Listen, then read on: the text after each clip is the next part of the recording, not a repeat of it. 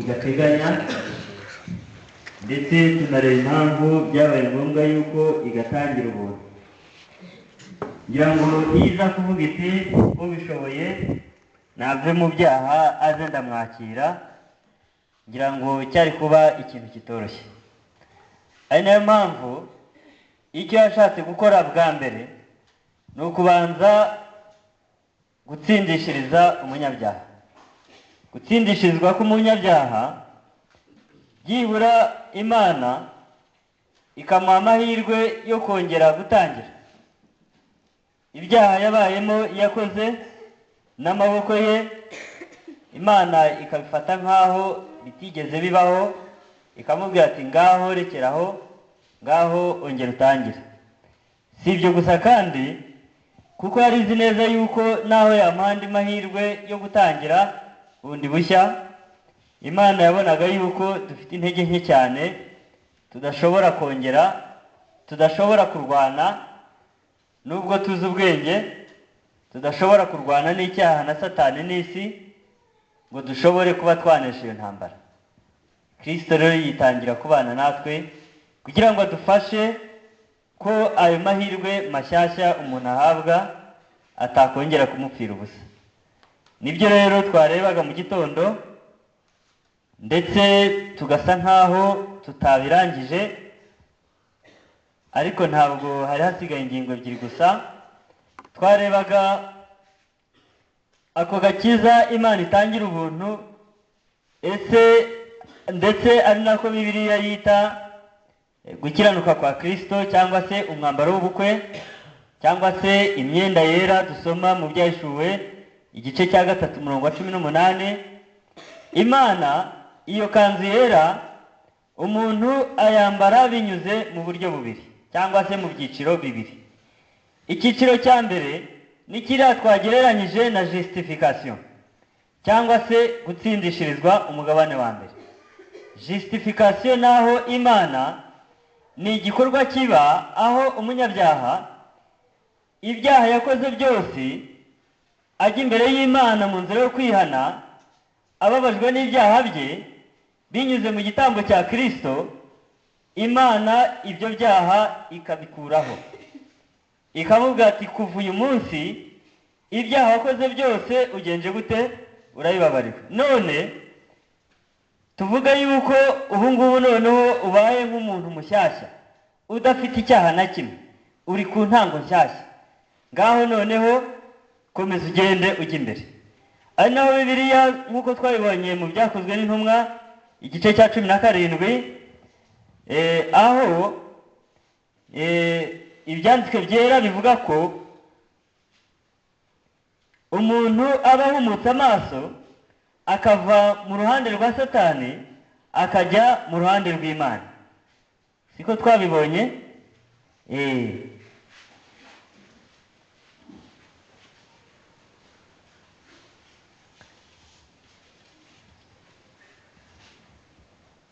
Ni Ibyakozwe n'Intumwa igice cya 26 umurongo wa 18. Aho ngaho intumwa Paulo aravuga ati kugira ngo ubahumure, ni Imana yabwiraga Paulo kugira ngo ubahumure amaso nabo bahindukire, bave mu mwijima bajye mu mucyo, bave mu butware bwa Satani bajye ku Mana, bahereko bababarirwe ibyaha byabo, baraganwe n'abejejwe no kunyizera. Aha ngaha rero nk'uko twabibonye, iyo kanzu yo gukiranuka kwa Kristo, igice cya mbere ni ukubanza gukuraho umwenda w'ibyaha umuntu yagenje gute, yakoze. Ibyaha byakozwe guhera uyu munsi gusubiza inyuma, kuva natangira kumenya ubwenge. Ibyo byaha bikavaho, umuntu akagendana ubwishingizi bwo kumva mu mutima we nta mutima umurega icyaha cyahashize. Noneho ubwo ngubwo agafata intwaro mu buryo bwo guhangana n'ubuzima bwa gikristo busigaye, bwo guhera uwo munsi yakira imbabazi z'Imana kugenda yerekeza imbere. Aho ngaho rero igice cya kabiri nicyo gihera kuri uwo munsi yakiriyeho imbabazi z'Imana, aho agomba kugenda urugendo rukomeye, aho twabonye yuko ijambo ry'Imana risa nkaho rihita rimuhereza inkota mu ntoki, bimwereka yuko urugamba rutangiye kandi urugamba rukomeye. Urugamba aho umwanzi ni mu ngingo ya mu gitondo, aho hari imihanda ibiri, sibyo? Umuhanda w'impushya zingahe? Ebyiri. Ubwo ni ukuvuga ko ari ukugenda no kugenza gute no kugaruka, aho umuntu aba agerageza gusimbuka ngo arebe ko yagera ku yindi ntera, isi igakurura ikagenza gute, igasubiza hasi.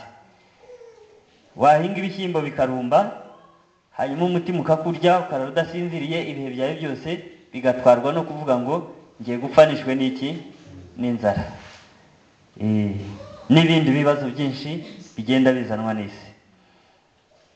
Umwanzi nawe akazana ibye, umubiri nawe ukazana ibyawo, ndetse na kamere ubwayo itagenje gute, idatuje. Aha rero nk'uko twabibonye mu ngero nyinshi twagiye tureba, nuko agakiza k'Imana nk'uko bigaragara kakirwa mu bice bingahe? Bibiri. Muzirikane cyane ririya somo ryo muri Ezekiyeli 3:6, uhereye nko ku murongo wa mbere kugeza ku murongo wa 11. 3:7, aho umuhanuzi Imana yamusohoye imujyana mu kibaya, ngo arebye abona iki? Amagufwa yumye. Noneho ku murongo wa 11 Imana iramubwira iti, ayo magufwa wabonye ni iki? Ni inzu yande? Ya Isirayeli. Bivuga yuko abatari muri iyi nzu ya Isirayeli bo nta nubwo bari hehe, bari muri ayo magufwa anyanyagiye. Ayo magufwa anyanyagiye rero Imana itegetse Ezekiyeli guhanura inshuro imwe gusa. Icyabaye nuko amagufwa yegeranye, azaho imitsi, azaho inyama, byoroswa uruhu, ngo ariko nta mwuka wari ugenje gute, wari ubirimo. Ngicyo icyiciro cya mbere cyo gutsindishirizwa. Umuntu akava mu cyiciro cyo kuba amagufwa anyanyagiye, akaza agahitira ku cyiciro cyo kuba iki? Umuntu utari mwiki? Umwuka. Ubwo aba ari iki? Aba ari intumbi. Natinye kubivuga bitewe nuko ni ibirego mujya mundeka ngo ndabatuka ngo muri iki. Kandi ntabwo ari jyewe, ni ibyanditswe, sibyo?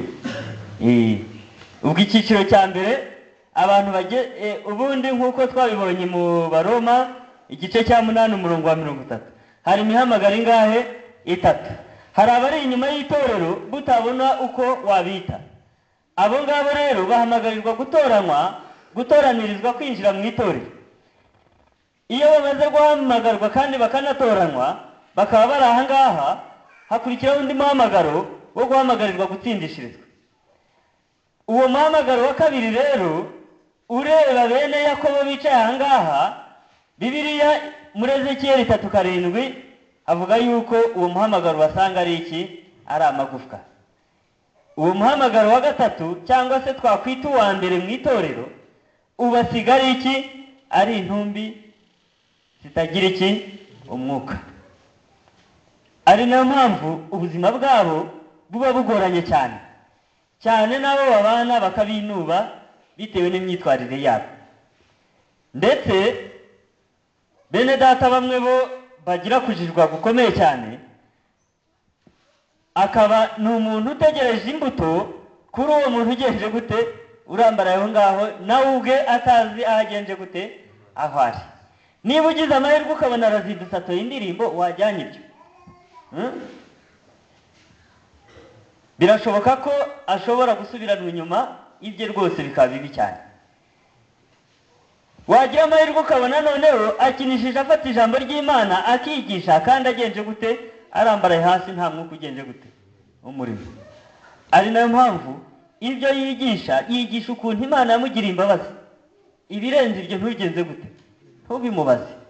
Yahagarara imbere y'iteraniro akaba azi yuko ikibwirizwa ari ubuhamya bwe, nta kindi, kuko nta kindi kiba kiri mu mutwe wiwe, maze n'umwuka ntawe uba urimo.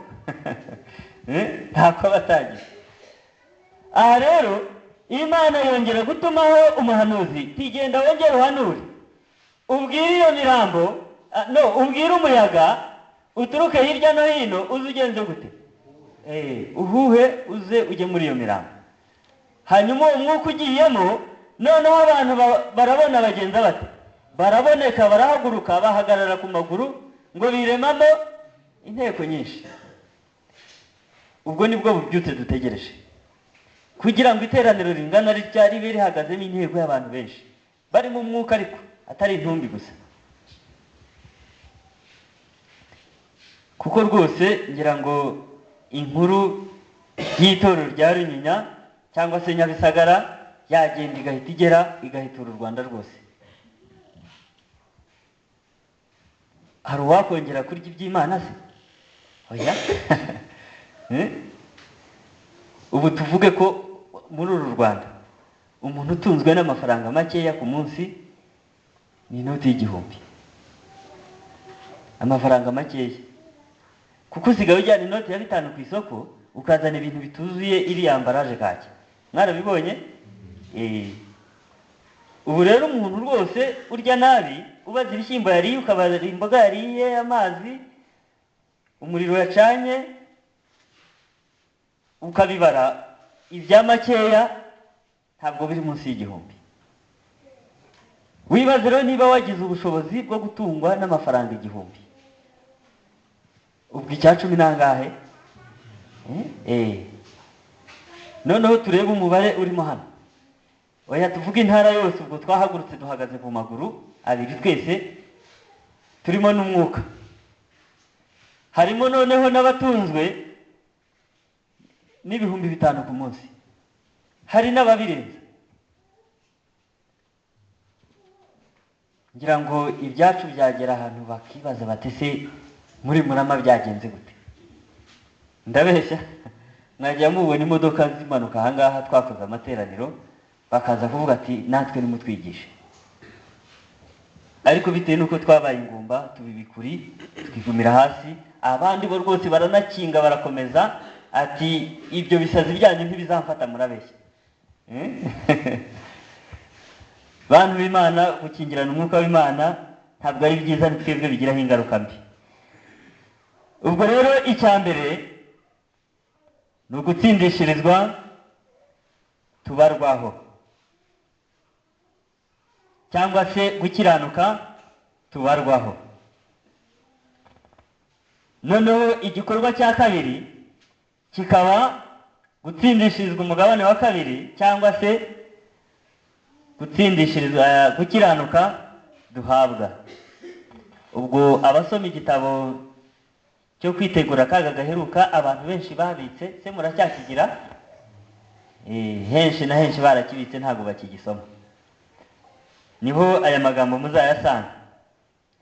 ariko no muri ibi byigisho, ibi nahoze nsoma kare, gukurira mu buntu, nko ku ipaji ya 40 ya 32 ayo magambo nayo arahari. ubwo rero Imana iduha agakiza binyuze mu byiciro bibiri. icyiciro cya mbere duhabwa gukiranuka kwa Kristo, ariko mu buryo bwo kubarwaho. bakakubara kuri umukiranutsi, ariko utari iki? utari umukiranutsi. noneho icyiciro cya kabiri, noneho kwa gukiranuka umuntu yabarwagaho, umuntu araguhabwa kukitwa ukwe. kuba atari ukwe ni ibanga riba riri hagati ye n'Imana, kuko niwe usobanukiwe neza inzira byanyuzemo kugira ngo uko gukiranuka kumugereho. niwe ubwe ubusobanukiwe n'imbaraga imutera gukora ibintu bitangaje by'imirimo myiza. ariko abamurebera inyuma bo baba bavuga yuko ari ugenda gute ubikora. ari nayo mpamvu bamwita yuko ari iki? ari umukiranutsi. ibyo rero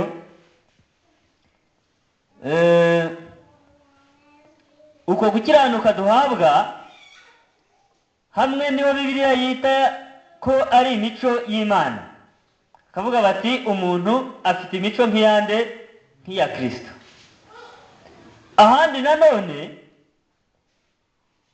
ugasanga Bibiliya iravuga iti ni Kristo muri twe. Kristo wamaze kwinjira mu muntu akamubamo.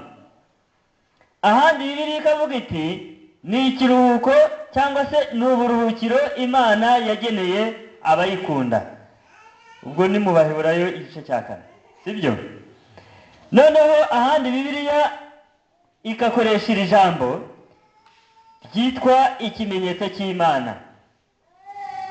Ikimenyetso cy'Imana ni imico y'Imana mu ruhanga rw'umuntu. Ibyo byose rero bikaba bishaka gusobanura kiriya gikorwa cya kabiri cyo gutsindishirizwa, aho umuntu aba amaze kwakira Kristo, Kristo atuye muri we. Ibyo akora byose akabikora ari uko akurikije amabwiriza aba ari gutangwa na Kristo wicaye mu mutima. Ari nayo mpamvu rero Kristo avuga ati, mwana wanjye ntiki umutima wawe. Ngira ngo iyo birivuze umutima ntabwo ari uyu nguyu umuntu atekereza ko uri mu gatuza, uretse ko ushobora kuba washushanya icyo Kristo aba ashaka kuvuga. Ahubwo ni ibitekerezo cyangwa se ni ibitekerezo. Abantu rero ashaka niyo centre y'imiterere y'umuntu yose, kuko ubwonko nibwo bukomanda amaguru kugenza gute, gutambuka. Nibwo bubwiriza amaboko guterura ibyo kurya agashyira mu kanwa.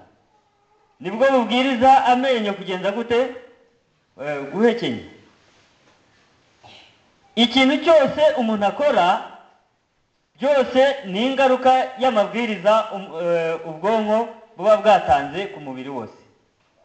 Ari nayo mpamvu rero Kristo ashaka aho hantu. Aramutse ahari, ya mabwiriza yatangwaga n'ubwonko noneho aratangira gutangwa nande? Na Kristo. Niba ari ukurya, Kristo niwe uzagutoranyiriza ibyo ugomba kugenza gute, ibyo ugomba kurya. Niba ugize ikibazo kigusaba kugira uko utekereza, Kristo niwe uhita ubangukana ijambo ugomba gusubiza aho hantu. Niba ari ugushotoye, ubenshi twabaye nk'intare, ntawuvuga, ucira hasi gatoya ubwo umujinya ugahaguruka mukayorana, ukamwereka icyo uri cyo koko. Kristo yicaye aho hantu yazajya ahita aguha igisubizo kibangutse. Aha rero uku gutsindishirizwa umugabane wa kabiri ni ingenzi cyane. Bitabayeho ibyo umuntu yaba yarabayemo byose biba ari impfabusa. Mureke rero tugende tureba buri kantu buri ntambwe n'akamaro kayo. Gutsindishirizwa umugabane wa mbere niwo tugiye guheraho, ariyo ubwo tugeze ku cyigisho cya 8 aricyo cyitwa gutyo, gutsindishirizwa umugabane wa mbere. Turasoma Itangiriro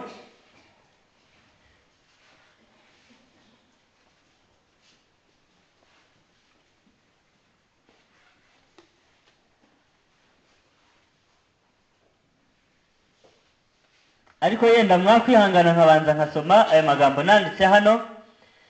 Gutsindishirizwa umugabane wa mbere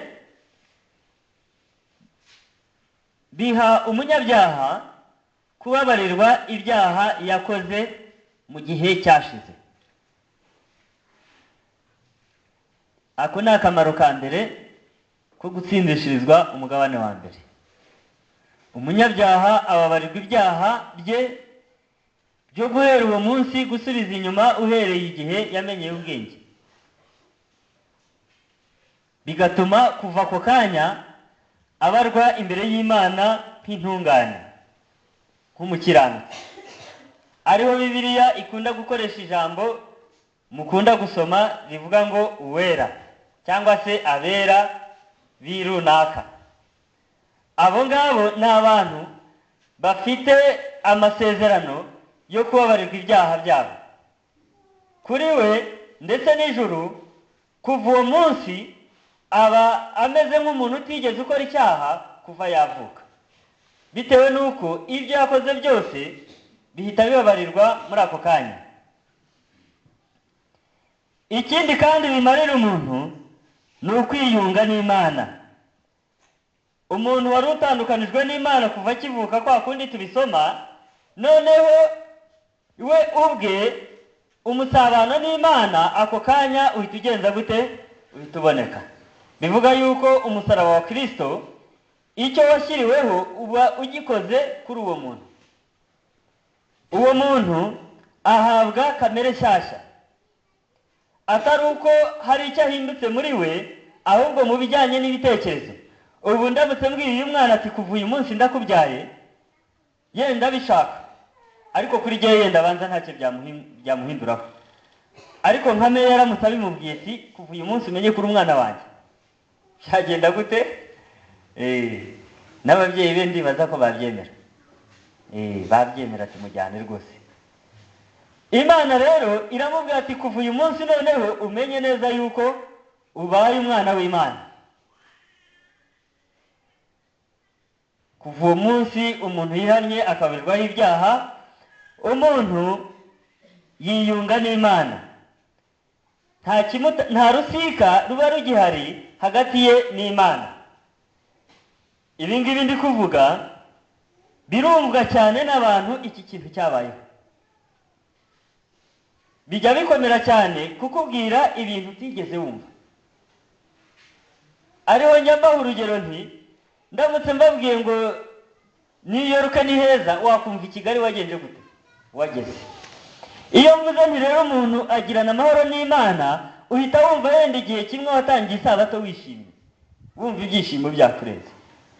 Ariko ibi byishimo umuntu agira by'uko hagati ye n'Imana nta rusika rurimo, amahoro y'ijuru yatashye umutima we, bisobanukirwa n'umuntu byabayeho. Aha rero icya gatatu kiba kuri uwo muntu ni uko uyu muntu yandikwa mu bitabo byo mu ijuru, igitabo cy'ubugingo ndetse n'igitabo cy'urwibutso. Kuko twese tuvukira mu ruhande rubi, twese tuvukira mu cyanya cy'umwanzi.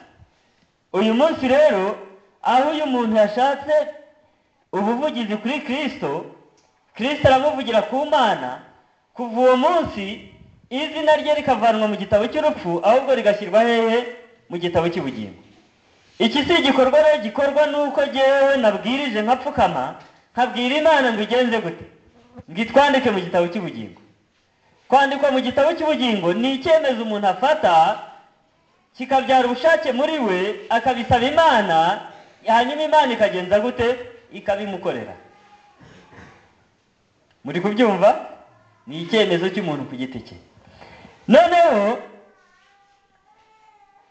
icya kane kiba kibaye kuri uyu muntu, rwose ahinduka umwana w'Imana. Agize amahirwe ubuzima bwe bukarangira uwo munsi, ikijyanye n'icyangombwa kimuhesha ijuru aba agenje gute? Aba agifite. Abasoma igitabo cy'umugenzi, uru ni rwo rwitwa urwandiko rw'agatanga ka mbere. Mukristo yabonye ageze hehe? Ku musaraba. Aha rero hari amasomo ahamya ibi byose maze kuvuga. Hari ririya riri mu Byakozwe n'Intumwa, igice cya 3 ku murongo wa 19.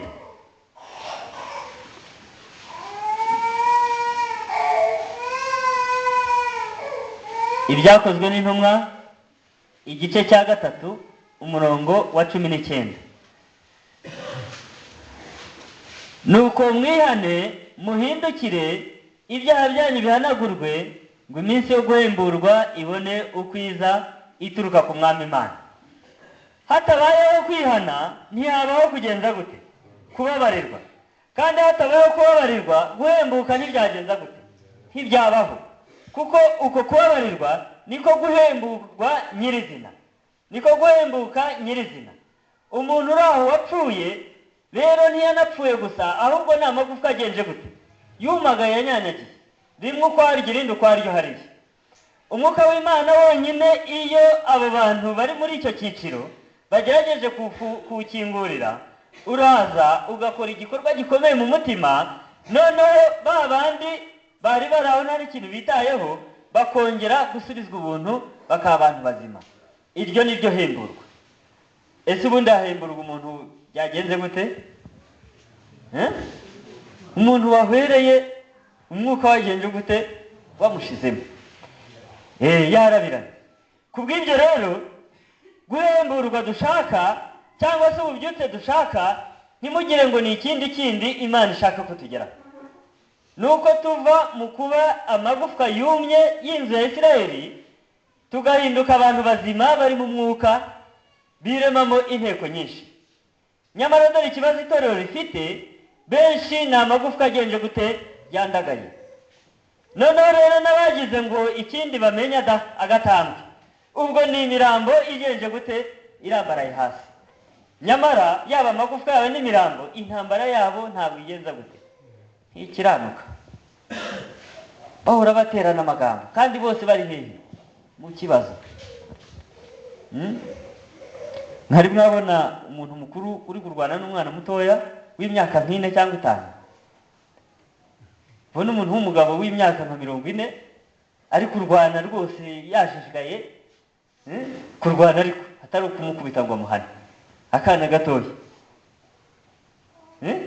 Haro mwari mwabona? None se murumva ukuntu bikojeje isoni umuntu uri munsi y'umwana mutoya ahubwo agashoza intambara. Umwana mutoya yararuta abo bose, yaba amagufwa yaba imirambo. Umwana muto yagenza gute? Arabaruta kuko warahumeka nubwo ari mutoya. Izo ntambara rero rwose nizo ubusa nizo kudukerereza, sibyo? Reba ibikureba, urebe imbere yawe, urebe icyo usabwa. Aha rero ibyakozwe n'intumwa nanone igice cya 5 ku murongo wa 30 haranditse ngo Imana ya sogokuruza yazuye Yesu uwo mwishe mumubambye ku giti. Imana yaramuzamuye imushyira iburyo bwayo ngo abe ukomeye n'umukiza, ahesha Abisirayeli kwihana no kugenza gute? No kubabarirwa ibyaha. Kubera iki? Kubera yuko Abisirayeli, ab'inzu ya Yakobo, bahindutse amagufwa yagenje gute? Yumye. Niyo mpamvu Imana yateguye igitambo hakiri kare. Yesu arapfa, arazuka, azamurwa mu ijuru, kugira ngo aheshe ya magufwa kuzavamo abantu bazima.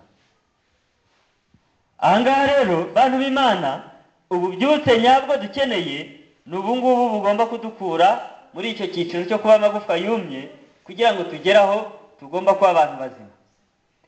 Nyamara mwibuke umutwe w'iki cyigisho cyose nabo babwiye ku isabato yuko dukeneye kuvugana n'iki? N'Imana. Niba dukeneye kuvugana n'Imana rero, nuko tugomba kuba turi abantu bazima basohora umwuka kandi bakagenza gute? Bakawinjiza.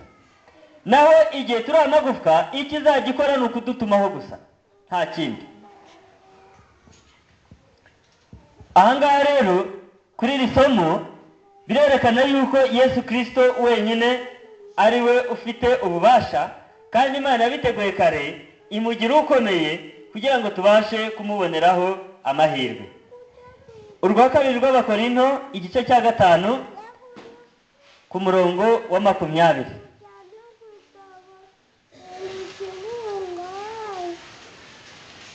Mwumve akazi k'abantu bamaze kwiyunga n'Imana. Urwa kabiri rw'Abakorinto igice cya 5 umurongo wa 20.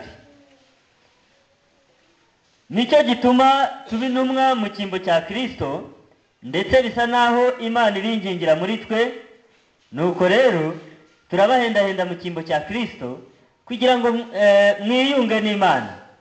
Kuko utigeze kumenya icyaha, Imana yamuhinduye kuba icyaha ku bwacu, kugira ngo muri we duhinduke gukiranuka kw'Imana. Muri kubyumva? Intumwa y'Imana iti, bantu b'Imana, Imana irabingingira muri twe kugira ngo mubashe kugenza gute? Kwiyunga n'Imana. nta ngorane nta n'inzitizi zihari bitewe n'uko utigeze kumenya icyaha. Imana yaramutanze kugira ngo irebe ko byibura dushobora kuba twahinduka gukiranuka ndetse nkayo. Turasoma nanone Abaroma igice cya 4. Abaroma igice cya 4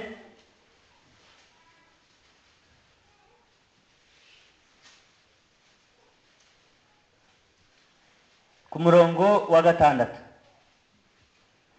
Nk'uko Dawidi nawe yeruye amahirwe y'umuntu uw'Imana ibaraho gukiranuka atabiheshejwe n'imirimo ati, hahirwa abababarirwa ibicumuro byabo kandi ibyaha byabo bigatwikirwa. Hahirwa umuntu w'iteka atazabaraho icyaha.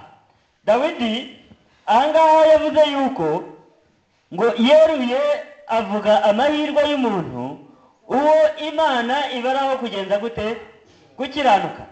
Ntabwo ari uw'Imana ibonaho gukiranuka, ahubwo ni uw'Imana ibaraho kugenza gute? Gukiranuka. Ari nayo mpamvu rero bizakomera cyane aho uyu nguyu yabarwaho gukiranuka, kandi icyo Imana ishaka ari ukumubona agenza gute? Akiranuka. Bantu b'Imana, ntabwo ari byiza kwiratana kubarwaho kugenza gute? Gukiranuka. Kubarwaho gukiranuka ni iby'igihe gitoya. Hatabaho yuko umuntu ahirimbanira gushaka kwakira gukiranuka, noneho Imana ikakumubonamo, byanze bikunze ibyo akora byose ndetse n'ibyo akoze byose bihinduka imfabusa. Ahangaha rero Dawidi we yavuze yeruye avuga yuko n'abantu Imana ibaraho gukiranuka nabo baba bagenje gute? Nabo baba bafite amahirwe. Abo ngabo rero cyane bisobanuye yuko abo ngabo baba barababariwe ibicumuro byabo ngo ndetse n'ibyaha byabo bikagenda gute? Bigatwikirwa. Hahirwa umuntu uw'iteka atazabaraho icyaha. Akavuga ati rwose ntabwo yigeze akora icyaha, n'ibyo yakoze kera byatewe na Shitani. Turasoma irindi somo turarisanga mu rwambere rwa Petero igice cya 9.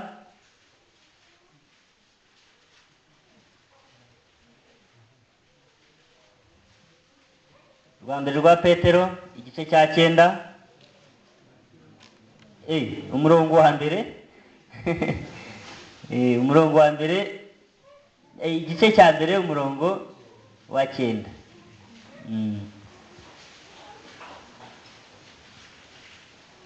Muranyihangana ni mu rwa 2. Ngo kandi rero utagira ibyo aba ari impumyi ireba ibiri hafi gusa, akibagirwa yuko yejejweho ibyaha bye bya kera. Ahangaha naciye umurongo kuri iri jambo rivuga kwezwaho ibyaha bye bya kera. Byerekana yuko ijambo ry'Imana riratubwira muri aka kanya yuko hari igihe abantu babaho bakababarirwa ibyaha bye bya kera, kuva uwo munsi bagatangira kubarwa nk'intungane mu maso y'Imana. Yenda twasoma mu gitabo cy'Intambara Ikomeye, hari abakizanye barebe ku ipaje ya 335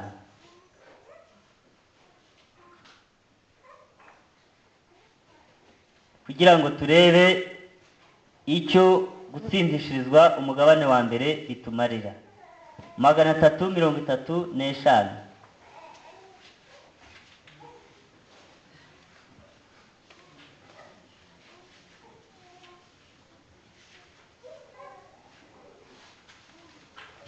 Turasoma duhereye kuri paragrafe yo hagati. Intambwe ya mbere mu kwiyunga n'Imana ni ukwemera icyaha. Murumva yuko n'umuhanuzi Ellen White nawe arahamya yuko tugomba kugenza gute? Kwiyunga n'Imana.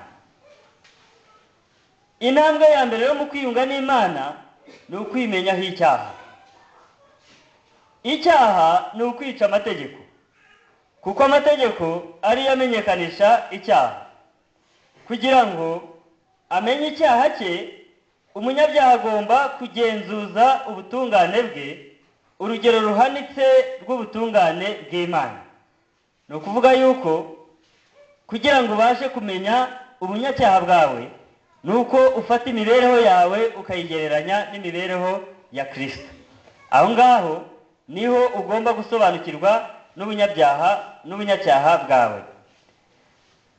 Uwigira shyashya rero ni uko aba atafashe imibereho ye ngo ayigereranye n'imibereho y'Imana. Amategeko y'Imana ni indorerwamo yerekana ubutungane bw'imico, kandi ikabashisha umuntu gusobanukirwa n'intege nke agira. Amategeko y'Imana nicyo gipimo cyonyine cyerekana gukiranuka ndetse no gutungana kw'Imana. Noneho iyo abashije kwerekana gutungana kw'Imana, ahita ahindukira kandi akerekana ubunyantege nke ndetse no kudatungana kwacu. Amategeko ahishurira umuntu ibyaha bye, ariko nta muti wo kubikira atanga. Mu gihe amategeko asezeranira ubugingo uyumvira, anavuga ko umugabane w'abatayumvira ari urupfu. Ubutumwa bwiza bwa Kristo bwonyine nibwo bushobora gukiza umuntu gucirwaho iteka cyangwa kwanduzwa n'icyaha. Ni ukuvuga ko binyuze mu butumwa bwiza gusa niho umuntu ashobora gukira umuvumo w'amategeko, gucirwaho iteka n'amategeko, kandi nanone akabasha kwakira gukiranuka kw'Imana binyuze mu butumwa bwiza gusa, agakira kwandura kuzanwa n'icyaha. Agomba kwihana ku Mana yiciye amategeko, uwo ni umunyabyaha, akizera Kristo we gitambo kimweza. Bityo rero umunyabyaha ababarirwa ibyaha byose yakoze mu bihe byashize. Muri kubyumva? Binyuze mu gitambo cya Kristo, umunyabyaha ahabwa imbabazi z'ibyaha yakoze mu gihe cyashize. Aha rero niho nshaka ko tuzatekerezaho umwanya munini, bitewe n'uko imbaga y'abantu benshi bibeshye kuri iyi ngingo, bituma bagira ubuzima budasobanutse mu by'umwuka. Kuri we yatekereje yuko kubwirwa n'ijuru yuko ibyaha bye abibabariwe, yatekereje yuko bihinduye uko ateye. Niba yari umurwanyi, yibwira yuko za mbaraga zamusabaga kurwana zivuye hehe? Mu mutima we. Niba yari umuntu ugira intonganya n'amatiku, yibwira yuko kuba ababariwe ibyo yakoze, niba yarasebeje abantu, niba hari abantu yateranije, niba hari ibyo abandi yibye, niba yarasambanye, niba ibyaha byinshi yaba yarakoze, ibyo nibyo yakuweho, abyamururwaho, bimeze nk'umwambaro umuntu yambaye inyuma. Nyamara kandi niba umwambaro nk'ishati nambaye, niba mubona, murabona ukuntu isa n'umweru, niba mwarebye mukabona iranduye, icyo cyitwa kubabarirwa ibyaha, bisa nk'aho wafungura ishati ukayivanamo. Nyamara kandi icyayanduje cyo kiracyari hehe? Kiracyari mu mubiri mo imbere. Ari nayo mpamvu ibyo bintu iyo bidindiriye aho ngaho, ndetse na nyirabyo ntabimenye, mu mwanya mutoya na ya shati nshyashya yambaye nayo igenza gute? Ihinduka umunuko. Ugasanga nanone ari mu mwanya wo kubabarirwa, kandi yaragenje gute? Yarababariwe, bitewe n'uko atamenye neza ikintu kibaye mu mutima we icyo ari cyo. Ibyakuweho ni imyanda y'ibyaha by'inyuma, ibyaha biguteranya na bagenzi bawe, ibyaha bituma inteko ziturebera, cyane cyane abamarayika, bavuga yuko uri umunyabyaha. Ibyo ngibyo rero Imana iravuga iti kuva uyu munsi turabihagaritse, tubivanyeho. uramutse umenya ubwenge rero ukamenya yuko ibigukuweho ari iby'inyuma, ukamenya neza yuko kandi impamvu zaguteye kubikora zigihari zose zidakozweho na gatoya, ntabwo wagira umwanya wo kwirirwa mu matiku cyangwa se mu magambo cyangwa se mu mpaka. No mu byishimo jewe ntabona ibisobanuro byacyo. Yego ubonye ubwishingizi bwo kujya mu ijuru, ariko kandi inzitizi zikubuza kujya mu ijuru uracyagendana nazo, kandi ziremereye zikurusha n'amaboko wowe ubwawe udashobora gutegeka, cyane cyane nka kamere yawe. Kamere yawe iba ikimeze uko yari imeze utaratangira gupfukama usaba imbabazi z'Imana. Muri kubyumva? Ari nayo mpamvu nyuma y'icyumweru kimwe cyangwa se bibiri ibyishimo byo kubabarirwa ibyaha birangiye, uhita ujya kwibona ukabona n'ubundi wasubiye muri bya bindi wari ugenje gute wari urimo. Benshi rero bahita bahategerwa n'ikintu cyitwa gushidikanya imbabazi z'Imana bahawe, kuko avuga ati none ko mbona ntacyo nahindutseho, kuko yibwiraga yuko ngo ubwo ahindutse iki umutagatifu atazongera gutekereza nabi, imigambi mibi itazongera kuza mu mutima. Noneho akajya kumva biraje, niba ari n'umuntu wibera wenyine adashobora kubaza abandi ngo bamugire inama, bya bindi bitekerezo bibi byaba bimaze gukura bigatangira no gusohora n'imbuto mu maboko, agatangira no gukora, akabona atangiye gukora bya bindi yihannye, yarangiza agahita avuga ati po ati burya naribeshye, kwibeshya bibaho. Aho ngaho kandi nanone ntabwo ari ubwo buyobe gusa buhaza, haza no gucurika no gucuranira ijambo ry'Imana urisobanura uko biboneye, ukavuga uti buriya rero impamvu numva nongeye kuba mubisi, nongeye gusubira uko nari meze ubu ngubu nuko ntarara mu rusengero ngo ndare nsenga burinde bucya. Noneho kuva ubwo ugatangira ukarara mu rusengero, ugasenga ijoro ryose ukarikesha, amanywa ukayakomeza, yewe ukanazinduka. Byageraho bitewe n'uko ibyo uvuga ari amagambo masa, ukumva n'ubundi wongeye gusubira inyuma, ati buriya rero nuko ntafite abantu nigisha. Ugatangira kurwanira amagambo n'abantu kugira ngo murwanire abigishwa, sibyo? Murwanire abigishwa. Wabona Claude yigishije nk'uko tari buriya nanjye wabikora, ahari yenda nakumva iki kibazo mfite kirangiye. Ikibazo ufite ntabwo ari ukwigisha, ikibazo ufite ntabwo ari ukurara ijoro usenga, ahubwo ikibazo ufite ni ukumenya neza yuko wabariwe ibyaha gusa, ariko icyaguteraga ibyaha kigenje gute gihari uko cyakabaye. Ikiba gisigaye rero ni ukubanza ugahagarara ukagisha inama Imana, ikagusobanurira uko ugomba kuryifatamo,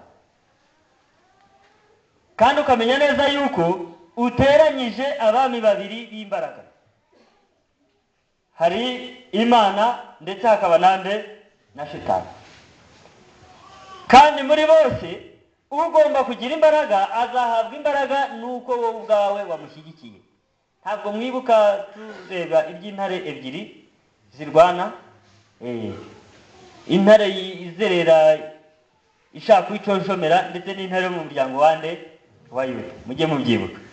Aha rero uyu muntu umaze kubabarirwa ibyaha bye byahashize, ni ukuvuga yuko ababariwe imirimo mibi yakoze, abantu bakaba bayizi, ariko ku bijyanye n'imiterere ye nta kiba cyagenje gute, nta kiba cyahindutse, abakiri wa wundi.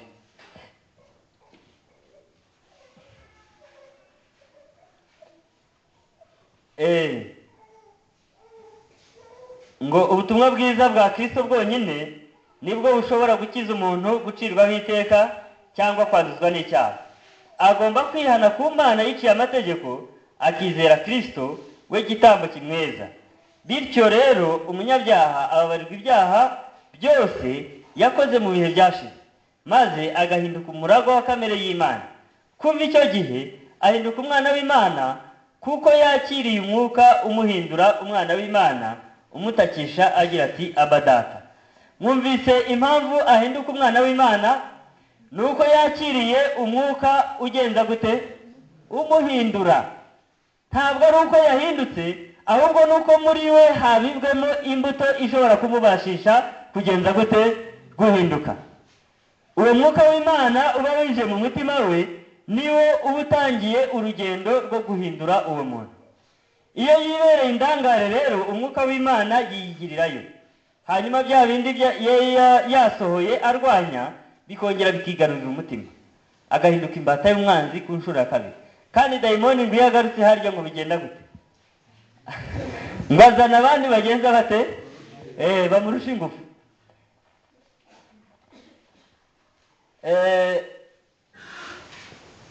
Turasimbuka ino paragrafe yo hagati,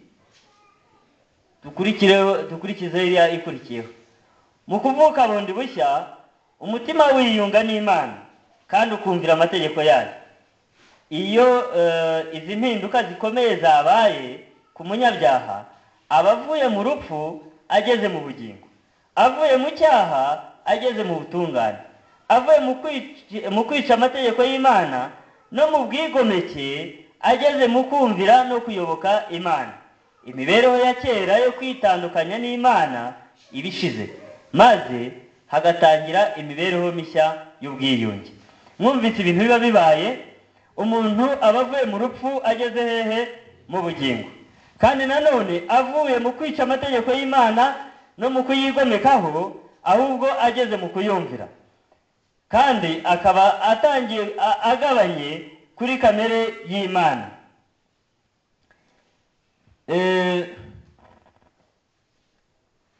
Abavuye mu kwica amategeko y'Imana no mu bwigomeke ageze mu kumvira no kuyoboka Imana.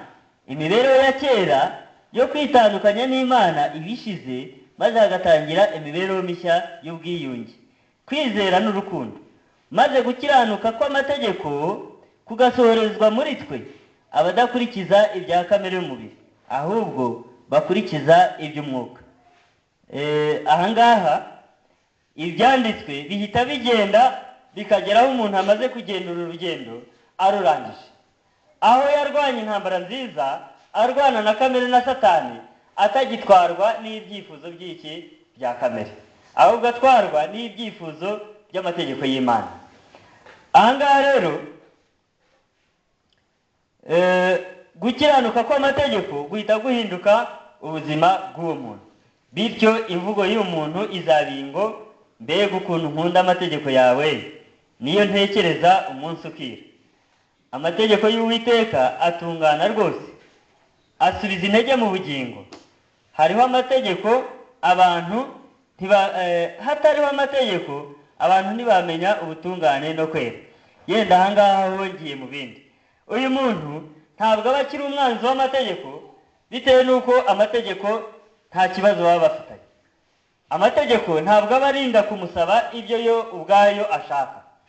Uyu muntu ntabwo aba agikora ibyo yategetswe gusa, ahubwo n'ibyo atategetswe bidasabwa n'amategeko aba agenza gute? Aba abikora, bitewe n'uko aba atari umugaragu w'iki? W'imburamumaro. Naho ubundi nusura abantu ugasura abarwayi, kandi itegeko rivuga ko ugomba gusura iki? Abarwayi. Ubwo wowe rero nta kindi, uri imbata y'amategeko, utwarwa n'amategeko, kandi uri umugaragu w'iki? W'imburamumaro. Ugomba gukora ibyo amategeko asaba, ndetse ukarenza ugakora n'ibyo amategeko atagenza gute? Adasaba kandi byiza. Ahangaha rero uyu muntu n'ubwo buzima aba yibereyemo.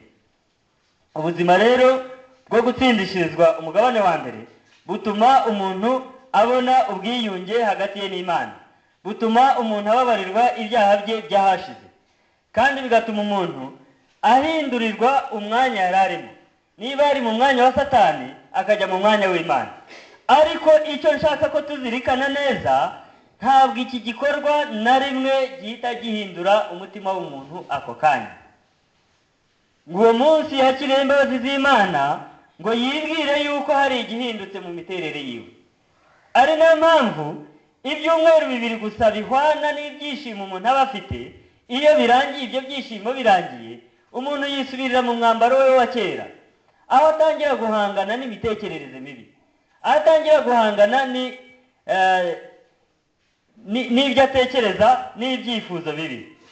Ahangaha rero uretse ko gusa aba yaramaze kwakira umwuka w'Imana ugomba kumuhindura mushya, intambara iravuka. Urwango hagati ye na Satani ruba rwagenje gute? Ruba rwavutse. Aha noneho umunyabyaha aba atangiye kujya ahagarara mu byimbo mu buryo bwo guhangana na ya mbaraga imutwara nka serwakira itwara ibyatsi. Ibyo ni byo tuzatangira kureba nk'ejo nimugoroba, ejo mu gitondo, tureba icyo Imana idushakaho kandi nuko kimeze. Ubwo rero nibwo buzima bwo kubabarirwa ibyaha. Turasoma no ku ipaje iki gitabo ku ipaje 349. 349. Wenda turasoma akarongo kamwe gusa.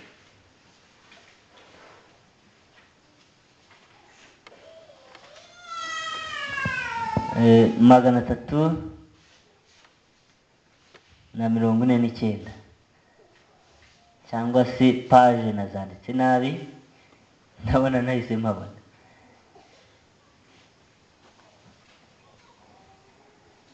Ariko ntabwo bigoye, mureke mpashake ndahita mpabona.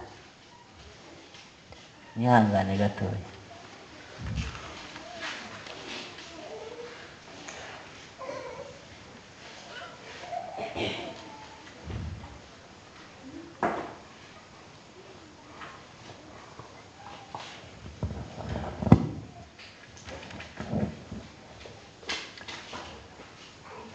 Magana 340.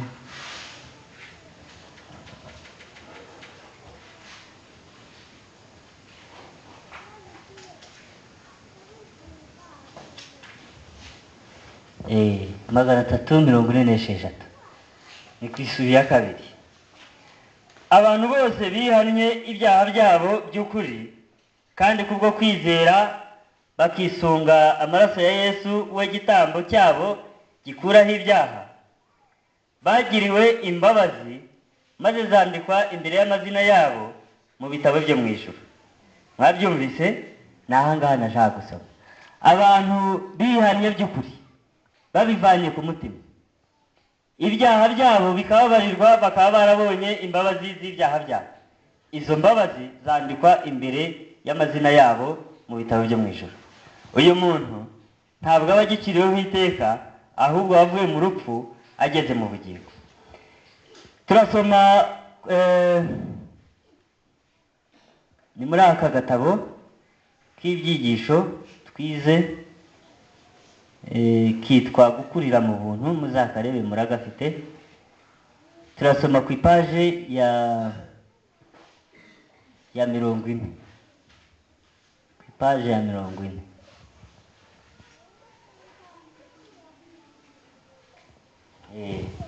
Turasoma ku yari ingingo yo kwa kane.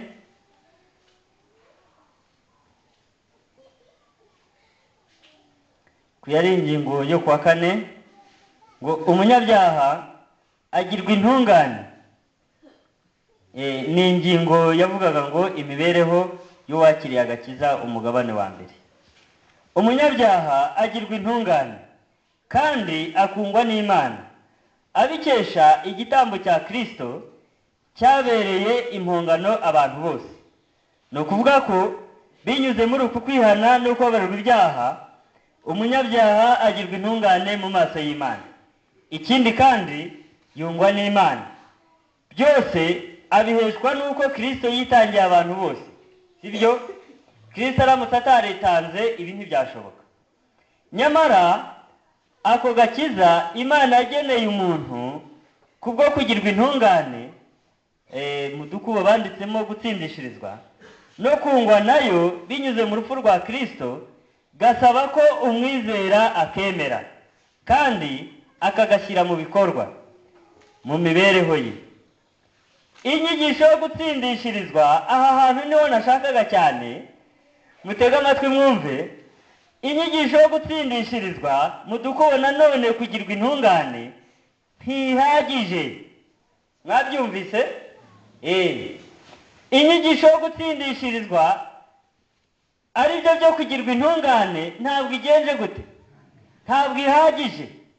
Kuba uzi kuyisobanura neza ukabisobanurira abantu, ukaba uzi kubivuga, ntabwo bigenje gute?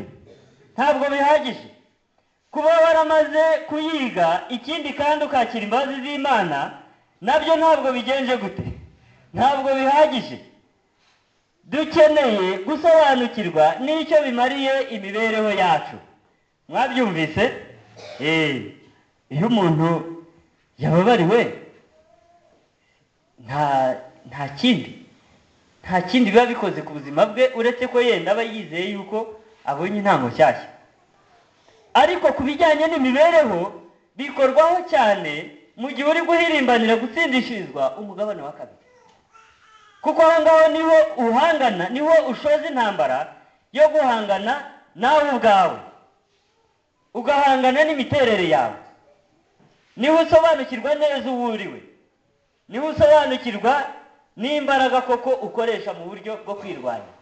Ellen White arandika ati kwirwanya ukitsinda niyo ntambara igenje gute, niyo ntambara ikomeye kuruta izindi. Uzi kwibuza ibyo ushaka, umuntu akagenda agahinduka imbata y'amategeko pe, ukabyibuza kandi ugenje gute, ubishaka kandi unabibona, kugeza n'igihe wumva bikurenze rwose bikagusaba gufata icyemezo. Reka mbabwire, burya ntuzirare mu buzima bwawe, ubuzima bwawe ujye uhora ukanuye, kuko n'icyo ukeka ko Satani atakugerageresha yagenza gute, yakikugerageresha.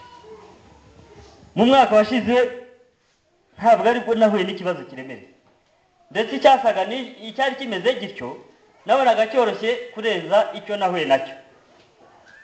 Icyo nahuye nacyo yenda nigeze kubabwira, Jean Marie warakizi neza kuko twarabanaga. Ariko mu mwaka washize hageze ubwo twarangizaga buriya, mbere yaho nagiye kwaka akazi mu Ruhango. No, ntabwo nagiye mu Ruhango, ahubwo umuyobozi w'ikigo imugombwa yarampamagaye ngo nize amakazi. Ndagenda fata moto rwose ndaza nihuta, n'ibyangombwa byuzuye. Mpageze arambwira ati mbabarire cyane. Ambwiye ati ya musore, niryo jambo akoresheje, umbabarire cyane, dore akazi wari ugiye gukora padiri niwe ugiye kugakora. Sanga koko padiri arimo aregeranya ibitabo ajya kwigisha. Taramubwiye nti nta kibazo, n'umumotari wari unzanye yarakiri aho, ndamubwira ati dusubireyo. Noneho ndagenda, icyo gihe nari mfite n'uburwayi bwa gripe rwose yamenye umutwe, ndagenda ndaryama. Mu gihe ndyamye, umusore twiganye yari ari mu Ruhango ku karere. Noneho hari ibyo yavuganye n'umudirekiteri bahuye, ngiye kumva numva arampamagaye ati se wabonye akazi? Nti ntako mfite. Ati akiriza nimero rero muvugane, numvise agushaka. Nahamagaye umudirekiteri arambwira ati uretse ejo nzakubwira. Bitaragera ejo nimugoroba arampamagaye ati ejo uzaze nsange ku kigo. Narahagiye mu murenge wa Rwinyana, murahazi, hafi y'Igitwe. Aho bakubwiye akazi ntushobora kuhayoberwa. Ubwo ndagenda, mpageze aranyitegereza ati rwose ndabona wavamo umwarimu mwiza. Ati none genda urindire nzaguhamagara. Ntiye musigira dosiye ndagenda, ariko wizere rwose akazi nzakaguha. Ubwo noneho mu gihe nkitegereje ko ampamagara, umusore twigana arambwira ati nabonye akazi muri Nyaruguru. Ati ndetse bari no kumpamagara. Ati none nabuze umusigiti yari umuyisilamu. None wowe niba uzajya gukora mu Ruhango, reka njye mu Ruhango, wowe ugende ujye muri Nyaruguru. Nti yego. Ndagenda, ndatangira ndakora. Mu by'ukuri diplome nakoreragaho ni diplome ntoya, iri hejuru ya A2. Noneho umwaka urangiye, nk'umuntu ufite lisansi yuzuye, nari nzi ko ngomba kuzamurwa mu ntera, hahembwa amafaranga menshi. ndetse turicara no mu nama turabyumvikana n'umuyobozi w'ikigo, abarimu twese. Muzi uko byagenze? Naragiye arambwira ati ntabwo bigishobotse. Sanga bitewe n'aya mafaranga y'abazungu bari bahagaritse, sanga yazamuye abantu 3, kandi muri abo 3 ni jewe wari nimero ya mbere yagombaga kuzamuka. Bibajije sanga hari ukuntu bo bahageze mbere, ntabwo ari we bavuganye, ahubwo bavuganye n'umuyobozi w'umurenge ushinzwe uburezi. Noneho umusore twabanaga nawe asigara muri icyo kibazo, arangije arambwira ati kose baraduhiye, kuko azi neza yuko udushinzwe mu karere baziranye. Byasabaga 100,000 gusa. Mbabwira amabanga ya leta ariko mwihangane, ariko namwe muhura nabyo, sibyo? Arambwira ati 120 se turumva ari urugo, wahembwa ukwezi kumwe ukabirenza. Navuga nti ibyo bikwiriye kubimbwira, genda ubitanga, ariko jewe sinshobora gukora icyaha kingana gityo. Mu by'ukuri amafaranga nari ngenje gute? Nari nyakeneye, kandi ayo gutanga nayo nari ngenje gute? Nari nyafite. Nyamara sinigeze nkeka yuko shitani ashobora kuba yansaba gutanga iki? Gutanga ruswa. Ubwo rero ahangaha aho twavugaga ibijyanye n'imibereho y'uyu muntu, ngo akaba azi inyigisho gutsindishirizwa, yewe akaba yarakira imbabazi z'Imana, ariko muri we aracyafite inyota y'iki? Yo kubaho neza. Iyo nyota rero munsi yahagurutse bigapfubirana n'icyo asabwa kandi abona atananirwa, niho azumva yuko koko burya gutsindishirizwa biri nk'intambara ikomeye. Abandi bose mwiganye babona promotion, ureba uhagaze aho ngaho, kandi ibyo bakora nawe ugenza gute? Wabishobora. Niho ugera ukumva yuko koko inyigisho gutsindishirizwa irakomeye. Hari n'ibindi nigeze kubabwira aho nabanje gukora i Nyanza. Yewe nari ndi kumwe na Jafet araha ya mbere umugabo. Twari twicaye ku murongo gutya bagiye kutwakira, inzoga z'amoko yose y'abari abadive twasenganaga mu ruhango twarakoranaga, buri wese afata yashoboye, bitewe nuko yewe nasaga nk'umwana muri bo, yewe ni nanjye kuko wari mutoya muri bo. Maze nyiri icyo kigo arananyishimira cyane, agashaka ko tuganira, atera intebe iruhande rwanjye. Bose baramutinyaga, kandi nanjye kuko namurira nkabona aratinyitse. Yari afite inzoga yitwa Heineken, mwebwe batamutayizi, niyo yanywaga. Yareba agasitiro ndi kunywa, araza yitegereza aranyihorera. Kera akaba yarangije ngo kushanga ibyo muba mwigira n'ibiki, ngo ureba bagenzi bawe, umusore umeze nkabo. Nyamara ntabwo nari nzi icyo barimo bakora, ahubwo ubwo inkoko zendaga kutugeraho, buri wese yiwe, buri wese yiwe. Hingara ya nkoko yanjye izaze, nindangiza nanjye ndebe uwo mpimbiye. Burya mujye mumenya kuganira, hari igihe bigutabara mu bantu. Ndebe uwo mpimbiye navuga ninda nini yawe sha akira, ndabimuhereza. Undi arangije yitegereza ntiyabibona gutyo, ahubwo hashize akanya arambwira ati harya idini ryawe ni irihe? Mu gihe ngiye kumubwira ngo ceceka nabimenye, ngo abantu babaswa nkamwe ngo baba nguriya se umudive, nguriya se umudive, ngira intoke, kandi koko mu bari aho bose ni jyewe wari urimo utarya inyama gusa. Mwibaza yuko mu bantu bageze muri 40 byangendekeye gute? Nanjye koko nabaye ennemi du peuple, numva ipfunwe riranyishe mburaho ndeba, na fanta bampayirananira. Aho rero niho wumvira yuko intambara igende gute? Ikomeye. N'ibindi biremereye cyane mwagiye muhura nabyo yewe ntazi, kuko buri wese arwana ku giti cye, sibyo? Ariko mu mirwanire yacu duharanire kwa advancinga tujye imbere, we gusubira inyuma.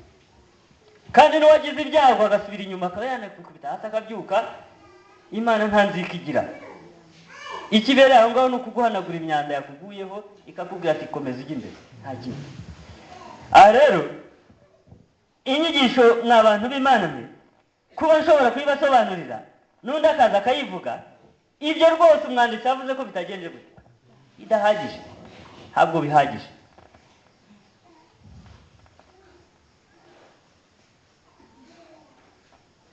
Ibyakozwe n'intumwa igice cya 2 36 38 ndetse n'igice cya 3 16 hatwereka ko kwihana ariyo ntangiriro y'agakiza mu mibereho y'umunyabyaha. Ibi ndi kubabwira ndimo ndabisoma. Aka gatabo ndibaza yuko abatagafite ni bakeya bataguze ibyigisho. Ibi ndi gusoma bikuri page ya 40. Mugende mwisomere namwe muhinyuze. No kuvuga ko kwihana niyo ntambwe ya mbere, niyo ntangiriro kugira ngo agakiza gatahe mu mutima w'iki w'umunyabyaha. Ni buryo ki kwihana? Nk'uburyo umunyabyaha yiyumvamo ibishinja bidufasha guhuza imibereho yo kugirwa intungane hamwe n'urupfu rwa Kristo. Ni ikibazo batubazaga. Aka gatabo kitwa gukurira mu buntu. Ndumva twarakize nko mu gihembwe cya mbere cyangwa se cya kabiri. Ni cya mbere.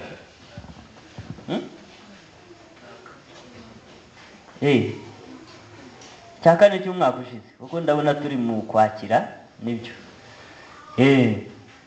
Noneho ngo tekereza kuri aya magambo. Nta kintu gishobora kunyura umutima w'umuntu nko kureba uburyo, nko kureba urwo rukundo rubabarira rwa Kristo. Iyo abanyabyaha bitegereje urwo rukundo rutarondoreka rw'Imana rwagaragariye ku musaraba, bumva imbaraga ikomeye ibakoreramo ikabatera kwihana. Mu yandi magambo, kugira neza kw'Imana niko kuturehereza ku kwihana. Byavanywe muri kiriya gitabo cy'amahame shingiro 28 ibyo twizera ku ipaje y'129. Tubwirwa na Bibiliya ko kwizera guheshwa no kumva, no kumva kukazanwa n'ijambo rya Kristo. Twabonye kandi ko kwitegereza urukundo rwa Kristo bitera umuntu kwihana.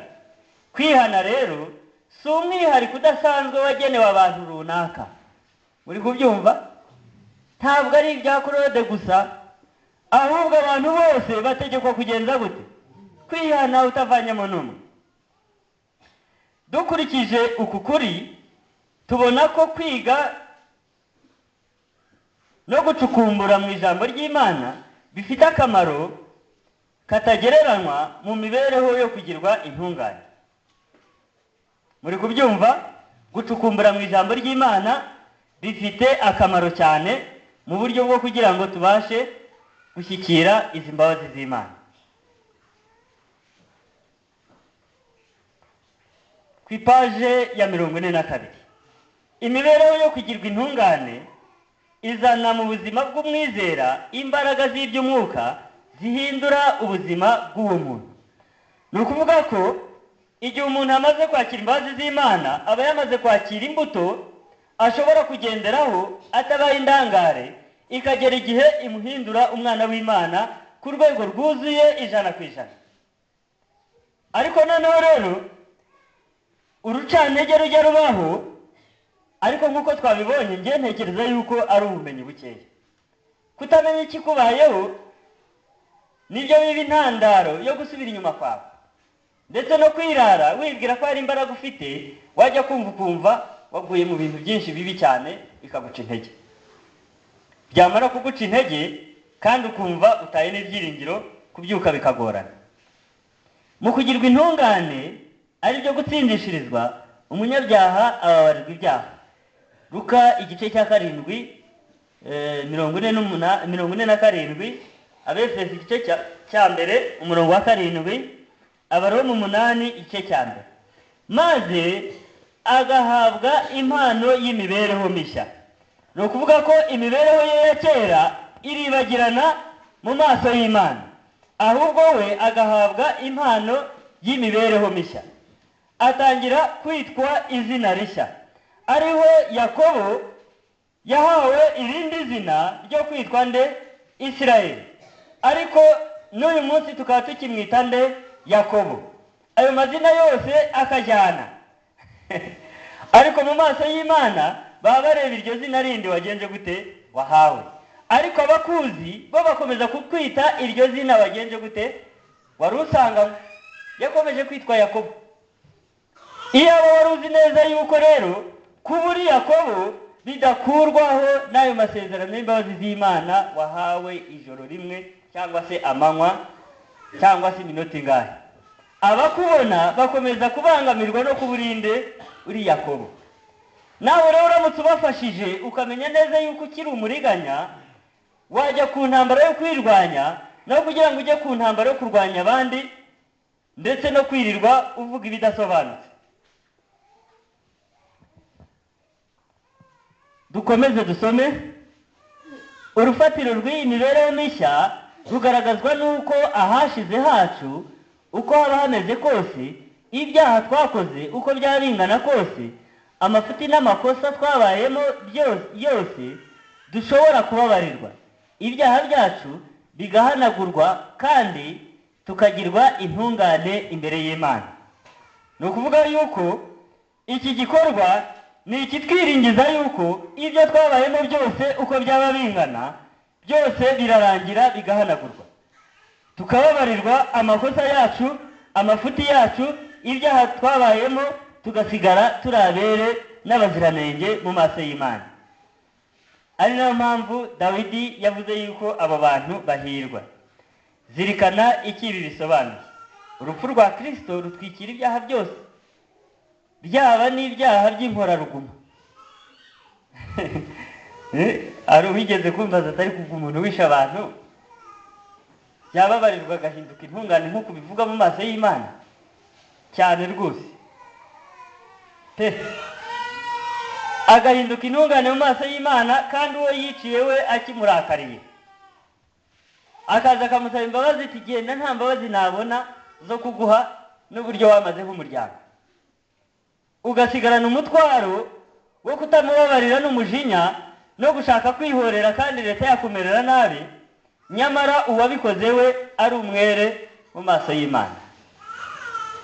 Ndabizara mwebwe bamwe muri mwe mushobora kuba mutekereza ati urivugira ibyo ntabwo bigenza gute, ntibishoboka.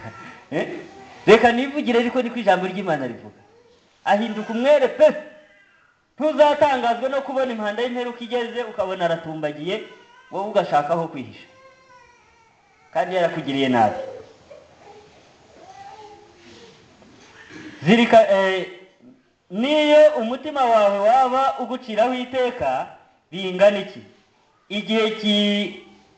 igihe wihaye Kristo ukirundumurira muri we kubwo kwizera, maze ukemera ko aguha imibereho ye itunganye igasimbura iyawe imeze nk'ubushwambagara bufite ibizinga, uwo mwanya uhabwa umwambaro w'ubutungane. Mwabyumvise? Iyo wishyize mu maboko ya Kristo ukamusaba imbabazi z'ibyaha byawe, ya myenda y'ubushwambagara yawe isimburwa n'ikanzu nziza yo gukiranuka kwa Kristo. Muri kubyumva? Naho ngaho ya kanzu dusoma mu Byahishuwe 3:18 abantu bayibonera.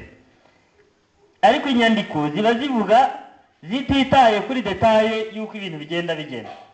Aha ngaha ni igihe umuntu ari umuntu muzima arimo n'iki n'umwuka, abafite gukiranuka kw'Imana kuzuye 100%. Nawe rero ngo ufite gukiranuka kw'Imana yitirirwa ngo ahirwa ababarwaho gukiranuka. Ababarwaho gukiranuka ntabwo babonwaho kugenza gute gukiranuka. Ababarwaho gukiranuka basigaranye intambara yo kubonwaho kugenza gute gukiranuka.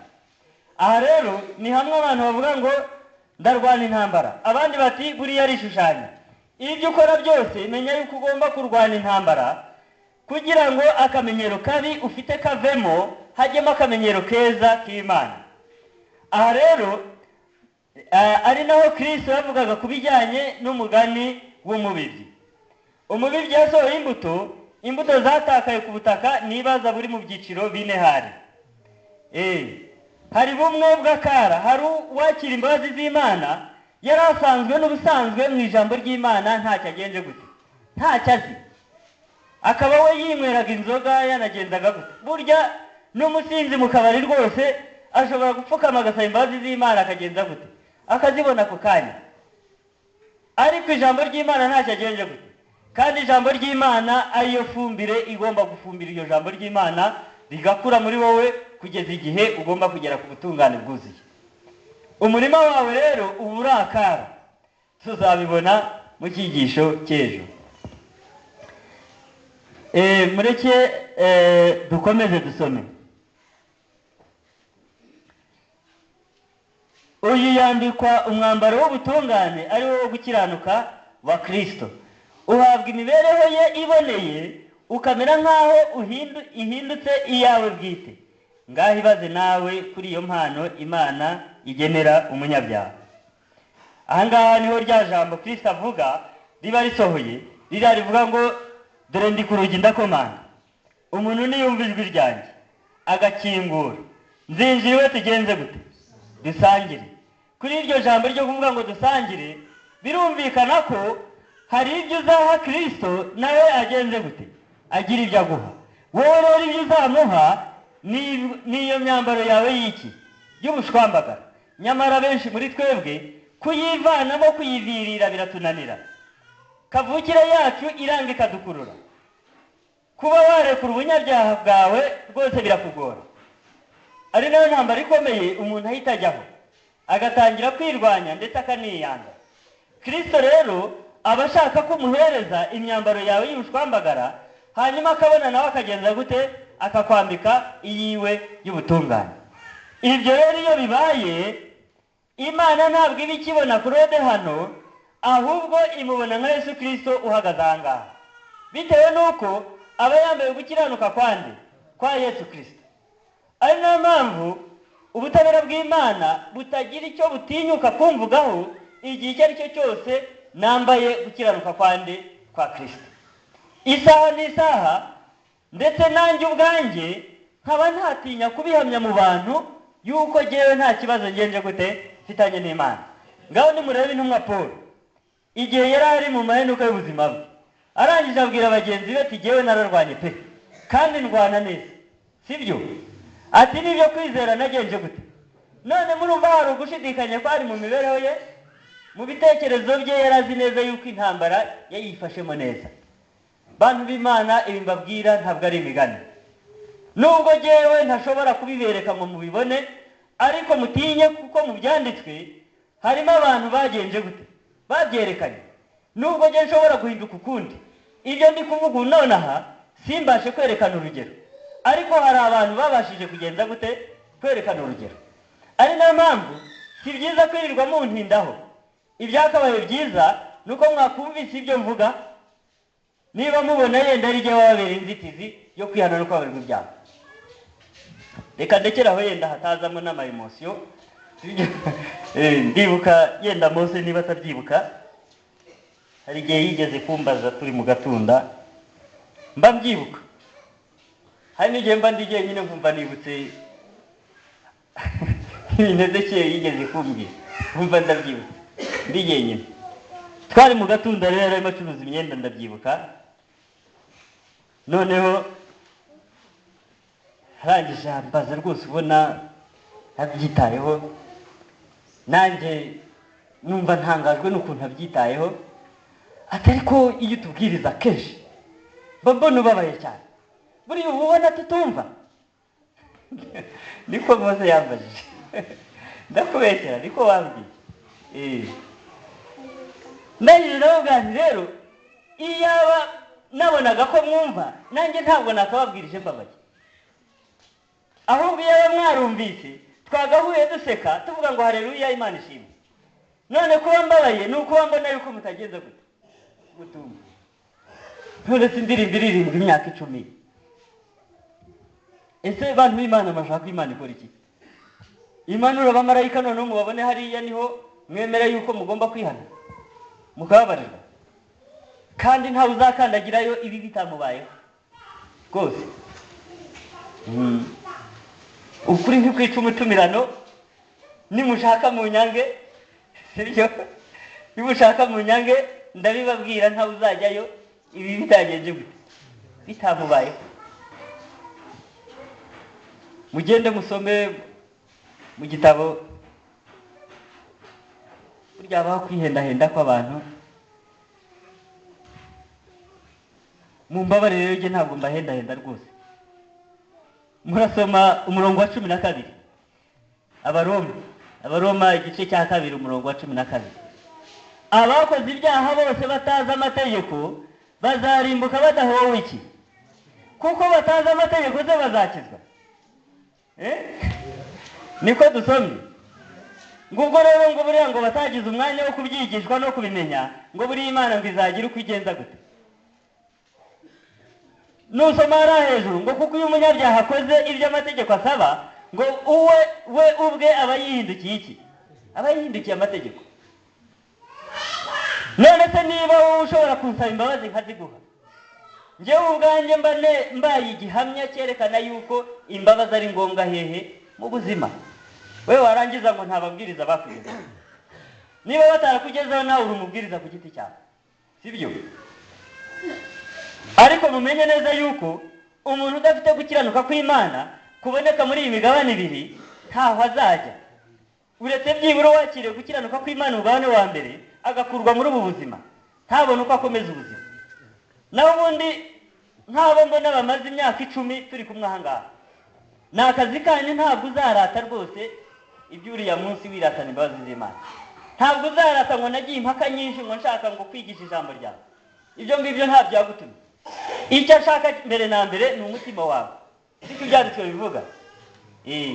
Yego no kubwiriza uzabwiriza, ariko mbere na mbere banza wite ku mutima wawe.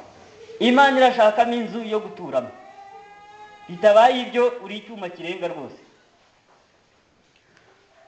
Biramutse binasaba gukoresha izindi ngufu ugacecekeshwa ukicara hasi, byangwa neza cyane, byangwa neza cyane. Ubu bise bituma nibuka ibintu bya kera.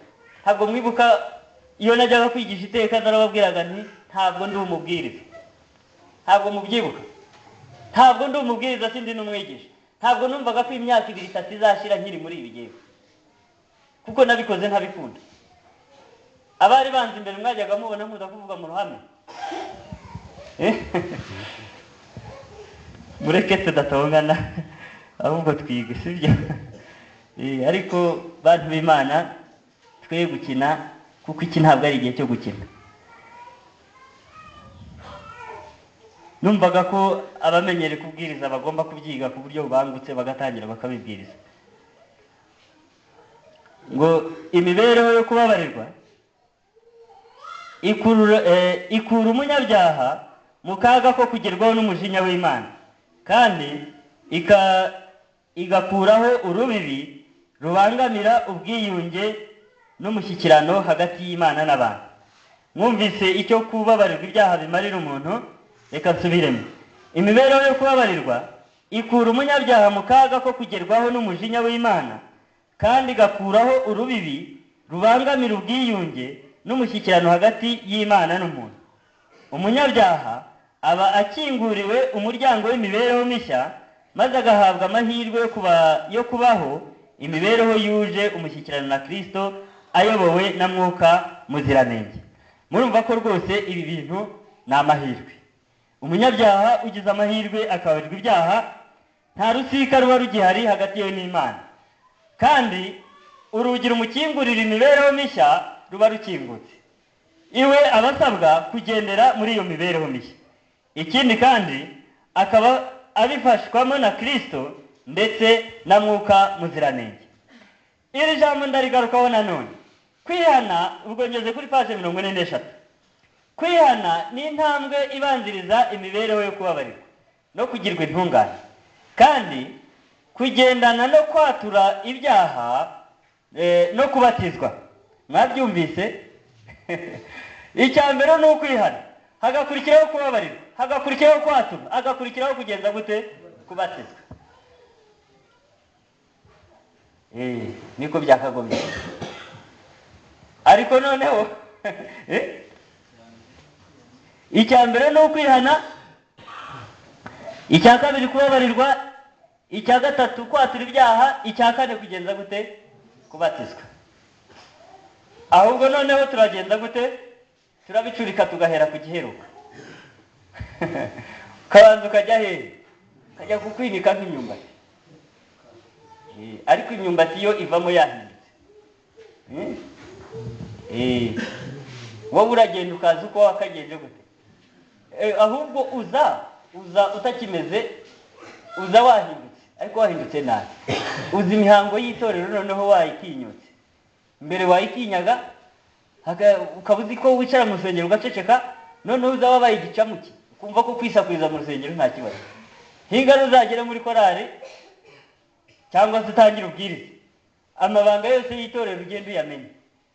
Noneho nurangiza ube inzererezi. Uzana akaga mu itorero. Nyamara kandi twasomye ngo muyandike iyi page mutagira ngo nibyo nkura mu mutwe, sibyo? Aka gatabo muragafite. Ni ku page ya 43. Kwihana ni intambwe ibanziriza imibereho yo kubabarirwa no kugirwa intungane, kandi kugendana no kwatura ibyaha no kubatizwa. Ibi bidufasha gusobanukirwa ko nubwo imbabazi zigenewe abantu bose, ariko si bose bazababarirwa. Mwabyumvise? Nubwo Imana yateguye guha imbabazi abantu bose, ariko ntabwo ari bose bagenza bate. Ntabwo ari bose bababarirwa. Bitewe n'uko ibi twavuze hano hejuru bisaba kenshi na kenshi gufata ibyemezo, ndetse bimwe binakarishye. Ngo Claude ngo atwikuyeho rwose, ngubu ngo yigize pasiteri. Ubwo erega inshuti zanjye tuba turatandukanye.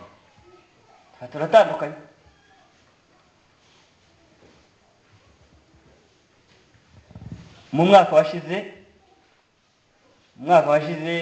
ariko ntabwo ari undi kuvuga uyu nguyu ubushize. Ni muri uyu ubushize kuko nibwo twakoraga memoire. Noneho abasore twakoranaga baranditse bandikira REB, cya kigo cy'igihugu gishinzwe iby'ibizamini, kugira ngo bajya gukosora. Birimo amafaranga rero, birimo amafaranga atari makeya. Kuko iyo bakoze neza hari igihe bageza nko ku 300 mu minsi nka 21. Noneho bandika ndangaye, ntabwo nigeze mbyitaho. Barangije banditse barabafata babajyanye kandi bikurikiye n'ibyo nize babuza babikosora. Bafata nabo twiganye badafite akazi babajyana gukosora, bose baragenda. Bahageze babona ntibambonye, ariko umusore tubana we twaranazanye hano harabamubonye. Mu ikipe harimo umudivantiste.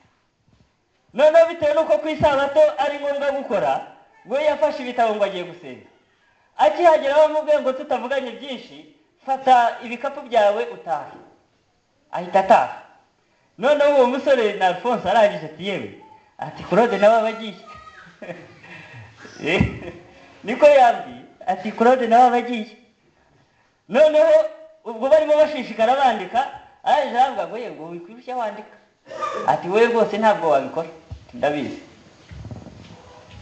Ati kuko ntabwo ushobora gukora ku isabato, kandi n'itegeko. Ubwo 300 mbanyenje gute ndabirekura ngo nibijyane. Rero iyi nyigisho idushyira mu mwanya wo kubaho umeze nk'ikihebe ku isi. Nukureba kibazo guteye bikamuyobera. Ariko se ndakennye? Ntabwo nkennye rwose. Aho nshaka kujya hose muri uru Rwanda nagenda nkahagera. Icyo nshaka kurya cyose nakigura nkagenda gute hakiri. Yewe nubwo nambaye ipantaro imwe n'ubushake bwanjye, ngenda nkadodesha mbona izamara nk'imyaka 3 cyangwa 4. Ntabwo nkene. Ariko kandi noneho abandeba babona ko nagenje gute nagowe. Ariko kandi nanone bibaza yuko se nta gitero kingeraho kimbwira ko nagowe. Naragowe da. Habitekereza ariko ubundi muzima. Habitekereza.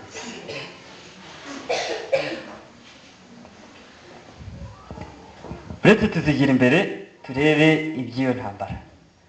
ndumva rero twasoza, ariko reka mbanze nsoreze kuri iki kibazo umwanditsi yabajije ngo mbese wamerute niba utimenyereza kwishingikiriza buri mwanya ku mibereho yawe buri mwanya mu w'imibereho yawe ku masezerano akubwira ko Imana ikwemera. Ubwo wowe udafite amasezerano akubwira ko Imana ikwemera ubayeho ute? Nanjye ndabitekereza nkumva simbyumva. Murebe ukuntu twirirwa tuzungagizwa n'isi, ibyo nibyo mbabwiye. Hari ibyo yenda ntibutse ngo nzabyibuka tugeze mu bindi. Ikakuzungagiza ariko nkibuka yuko Imana igenza gute? Inyemera. Nimushaka mukora ibyo mushaka. Icyo nzi ko Imana igenza gute? Iranyemera. Satani agakoranya ingabo ze n'iki n'abantu n'iki byose bikaza imbere yanjye, mukora ibyo mushaka. Icyo nzi ko Imana iragenza gute? Iranyemera. Ako kantu rero muzagasuzugure ni ingenzi. Ni ingenzi. Mukristo haraho yageze ngo mu gikombe cy'igicucu cy'urupfu, noneho yumva urusaku rw'ibintu byinshi bimurwanya n'iki, yibwira yuko ari ya ntambara nk'iyo yarwanye na Apoloni. Abangura inkota, sibyo? Abanguye inkota yareba icyo arwana nacyo akagenza gute? Akakibura. Noneho ngo ahita amenya yuko ngo urwo rugamba atari urw'iki, atari urw'inkota, ahubwo ari urw'amasengesho. Hari aho rero wagera ukazabiranwa n'ibicu mu bitekerezo ku buryo wumva n'ijambo ry'Imana ntacyo rikumariye, ariko noneho utabarwa na rya jambo rikubwira ngo Imana igenza gute? Irakwemera. Umunsi uyu n'ibi byagenze gutya, rwose ndabihamya n'umutima wanjye yuko Imana igenza gute? Inyemera. Bantu b'Imana rero, byaba byiza twishyize mu bwishingizi bw'Imana, kuko nibyo byose n'ababyirukankaho igihe kizagera Imana ihagarare hariya babwire ariko ibyo ubundi ibyo byose zijya babiremye ibihagarike, sibyo? Baba ababyirutseho baba batabyirutseho, abantu bose abazatabarwa gusa nabo bazatabarwa bitewe na rya jambo twasomye ahangaha ngo Imana igenza gute? Ibemera. Tizana urwandiko rw'agatanga kambere ngo arisakasa akagenza gute? Kandi yakotanye rwose agera hehe? Uriya yari umukristo w'intangarugero. Umuntu wavuye mu irimbukiro akagera ku irembo ry'ijuru, muramutekereza? Aritanga rwose, yubatse isengero, afasha abarwayi, yirinda ingeso mbi, si umusinzi. Umuntu wagiye inzira yose akagera ku irembo ry'ijuru, ariko abuze iki? Rwose kuba uri umuntu mwiza ntawe utabizi kandi n'itorero rifitiye akamaro, ariko ndibaza ko utageze ahantu nta bwenge. None nawe inama zirimo zirakugeraho nk'izageze kuri nta bwenge. Baramubwiye ese ko tubona wambaye ntabwo wambaye nk'uko twambaye, none ubwo icyo nzi cyo murajya mu ijuru, ngo nanjye niwe, ngo murajya i Siyoni, ngo nanjye niho ngenza gute? Mugende tuzahahurira. Ni byiza ko rero wakwita ku nama z'Imana muri aka kanya kugira ngo ibyo ukora bibonerwe igisobanuro. Isomo ryo gusoza uyu munsi turasoza kare, riri mu Baroma, ni mu Baheburayo, mumbabarire, mu Baheburayo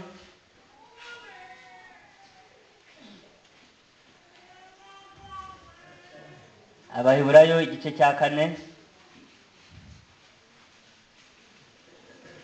Abaheburayo igice cya 4 ku murongo wa 16. Abaheburayo igice cya 4 ku murongo wa 16. Nuko rero twegere intebe y'ubuntu tudatinya, kugira ngo tubabarirwe, tubone ubuntu bwo kudutabara mu gihe gikwiriye. Reka nisubiremo. Nuko rero twegere intebe y'ubuntu tudatinya, kugira ngo tubabarirwe, tubone ubuntu bwo kudutabara mu gihe gikwiriye. Imana ibane natwe, kandi Imana idufashe kugira ngo ubu buntu yatugeneye butavaho bupfa ubusa, ahubwo butugirira akamaro nk'uko yabiteguye, nibyo mbasabira nanjye nisabira mu izina rya Yesu.